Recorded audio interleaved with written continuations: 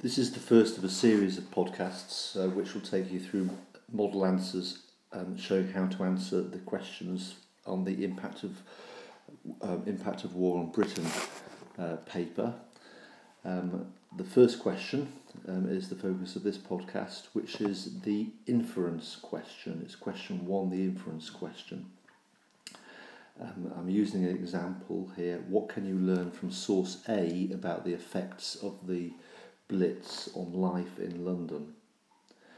Now, as you can see, the question is worth 6 marks. 6 marks following the 1.5 minutes per mark rule is 9 minutes.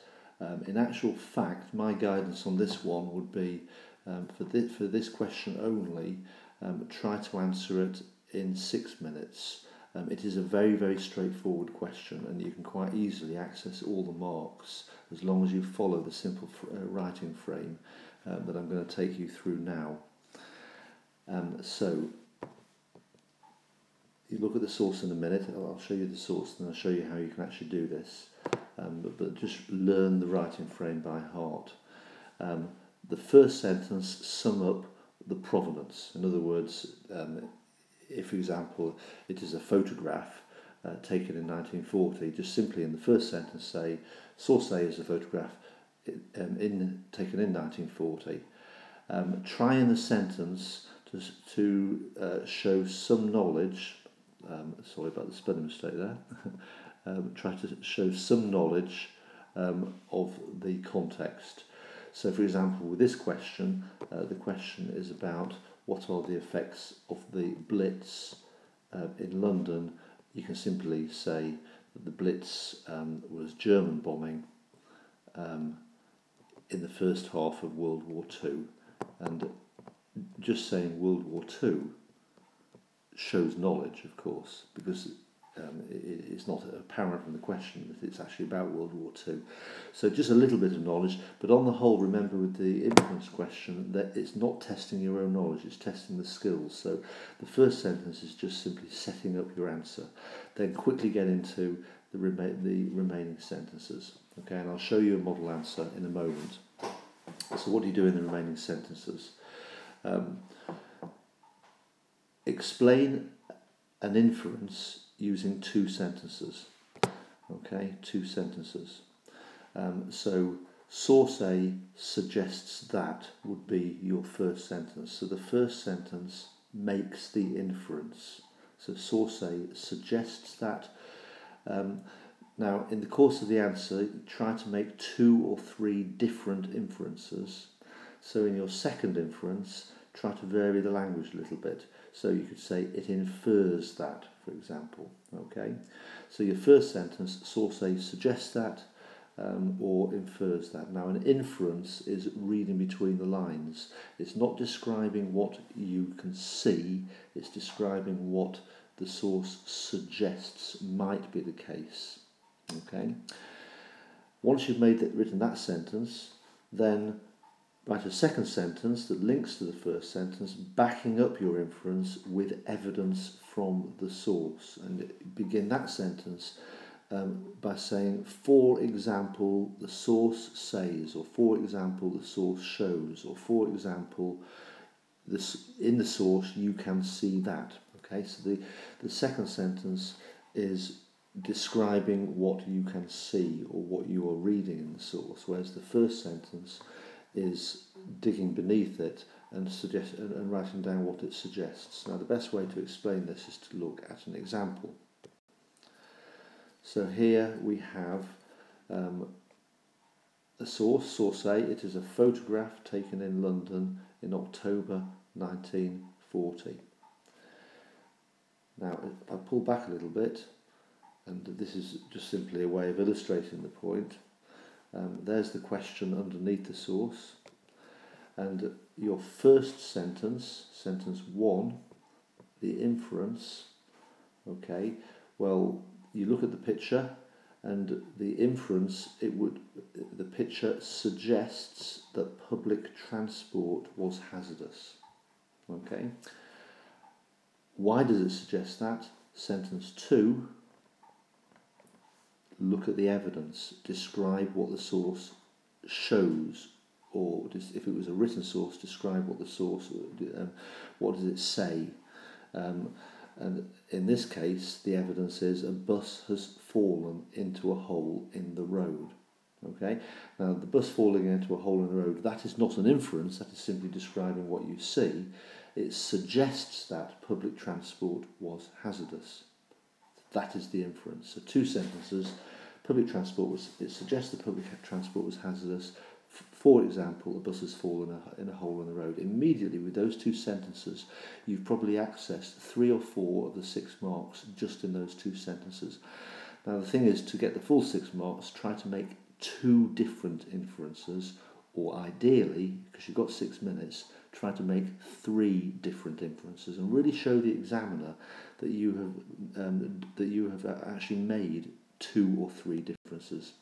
Now the best way to do that is to use the word firstly, secondly, and thirdly.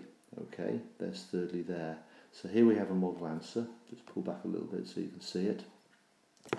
And you can clearly see that there are 3 inferences being made in that model answer. And you look at the words that follow, it suggests that, it suggests that, it infers that. So you've put like little flags in your answer that clearly shows to the examiner you are answering that question properly. So immediately the examiner's on your side and thinking tick, tick, tick, yes, 3 different inferences. And the second thing the examiner wants to see is that you've backed the inference up with detail. Okay, so let's look at the first one. The first one is what I've just taken you through. So I'll do the detail in a different colour. It suggests that public transport would have been seriously disrupted, so that's the inference. And I've developed that even further, which in turn suggests that moving essential supplies into and around the cities would have been very difficult. So there's the inference. You then back it up. For example, in this photograph, a bus has plunged into a hole in the road caused by a German bomb. Okay? Already you've accessed at least 3 or 4 marks, but you want to get the full 6, so keep on. Secondly, in red, because it's an inference, it suggests that many people would have been made homeless. Back it up with evidence. This is because you can clearly see in the photograph that the front of the whole building has fallen off as a result of the German bombing. Okay. Thirdly, an inference. It infers that normal day-to-day business would have been badly disrupted by the Blitz. Back it up with evidence. For example, in the photograph you can see a shop. Although you can't see the whole sign, it looks like dairies. Now here I put an inference within that which might mean it is a shop that sells dairy products such as milk and butter. The building that the shop is in is badly damaged, which suggests that. So again, reinforcing the inference, normal business would have been disrupted. So using this example, the red underlining is where the inference is being made, and the blue underlining is the detail that backs up the inference. Overall, therefore, looking at the conclusion, source A infers that. And what you're doing here with the final sentence, overall, you're making an overall inference. It infers that the Blitz would have had a negative impact on the morale of people living in cities, such as London, because it would have made many homeless. It would have disrupted transport and businesses. So you're actually writing a concluding sentence. And that's really the icing on the cake, if you've got time to do that, is just having made 3 different inferences, pull it together with an overall inference. Finally, just have a quick look at the opening sentence. Remember the opening sentence, ever so quickly put it into context, just so you're aware of it. So the opening sentence, again I use a different colour here, I use green for this one. It's a photograph taken in London, you can see that, that's what it tells you. But a little bit of knowledge about the Blitz. It was when Germany tried to bomb Britain into surrendering during World War II. Okay, so a little bit of knowledge in the opening sentence just sets your answer up nicely. Finally, on the page here, what the Chief Examiner said. And so, looking at the key points, Successful inferences, the bit in the middle here is where they focus on good answers. Successful inferences tended to include devastation to housing and shops with the impact on people relating to problems with transport, poor access to goods, no jobs and no housing. Most supported this well with detail. So it actually says there you need to support your inferences with detail from the source. Okay, most candidates did that. They recognised the crater, the crash bus, the destroyed buildings on the high street as evidence of the Blitz attack. Okay, see there, a few contributed knowledge of their own, which is not required. Now, I've suggested just in the very opening sentence, just sets your answer up, but don't get worried about putting your own knowledge into this. This question is about making the inferences. That is the key thing. It points out at the end, read the question carefully. Okay, it's referring to London rather than any other city. Okay, and it's referring to the Blitz of 1940. So keep your question tightly focused on the question. Hopefully that was helpful to you.